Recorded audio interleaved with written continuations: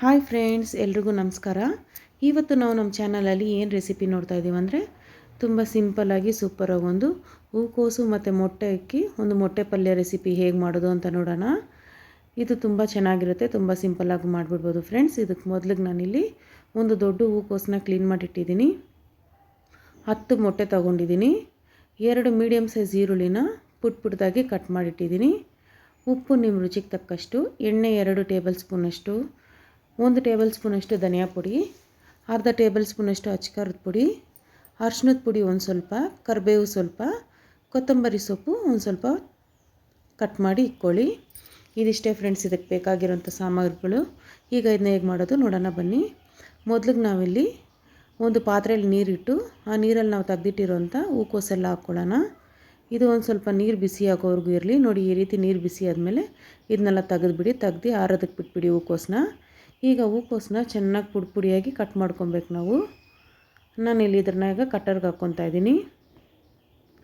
ಎಷ್ಟು ಪುಡಿಯಾಗಿ ಆಗುತ್ತೋ ಅಷ್ಟು ಪುಡಿಯಾಗಿ ಕಟ್ ಮಾಡ್ಕೊಬೇಕು ಫ್ರೆಂಡ್ಸ್. ಇದನ್ನು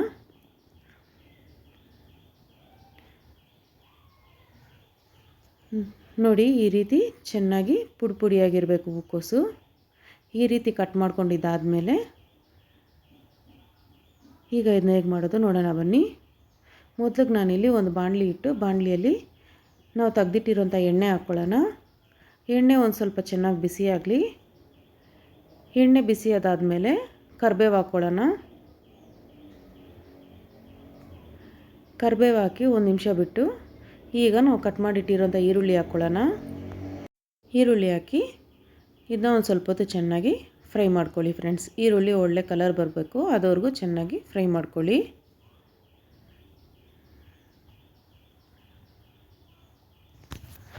ನೋಡಿ ಫ್ರೆಂಡ್ಸ್, ಚೆನ್ನಾಗಿ ಇನ್ನೊಂದು ಸ್ವಲ್ಪ ಕಲರ್ ಬರಲಿ ಈರುಳ್ಳಿ.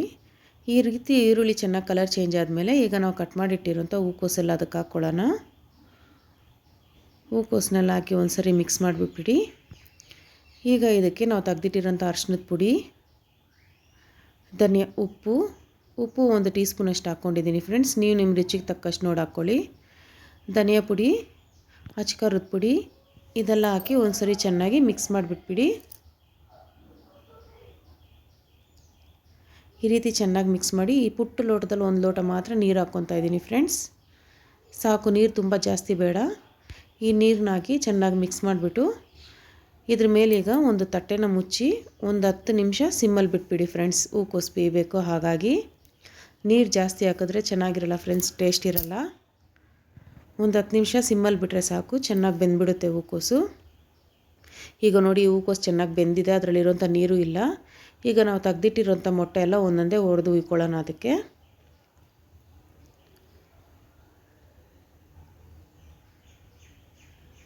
ಮೊಟ್ಟೆ ಎಲ್ಲ ಈ ರೀತಿ ಒಡೆದು ಉಯ್ದುಬಿಟ್ಟು ಈಗ ಇದನ್ನ ಒಂದ್ಸರಿ ಚೆನ್ನಾಗಿ ಮಿಕ್ಸ್ ಮಾಡಿಬಿಟ್ಬಿಡಿ.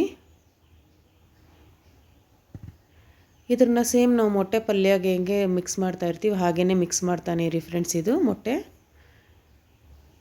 ಈ ಚೆನ್ನಾಗಿ ಪುಡಿ ಆಗೋವರೆಗೂ ಮಿಕ್ಸ್ ಮಾಡ್ಕೊತಾನೆ ಇರಿ. ಈಗ ನೋಡಿ ಫ್ರೆಂಡ್ಸ್, ಮೊಟ್ಟೆ ಚೆನ್ನಾಗಿ ಬೆಂದಿದೆ. ಈಗ ನಾವು ಕಟ್ ಮಾಡಿಟ್ಟಿರೋಂಥ ಕೊತ್ತಂಬರಿ ಸೊಪ್ಪು ಹಾಕ್ಕೊಳ್ಳೋಣ. ಕೊತ್ತಂಬರಿ ಸೊಪ್ಪು ಹಾಕಿ ಇನ್ನೊಂದು ಸರಿ ಚೆನ್ನಾಗಿ ಮಿಕ್ಸ್ ಮಾಡಿಬಿಟ್ಬಿಡಿ.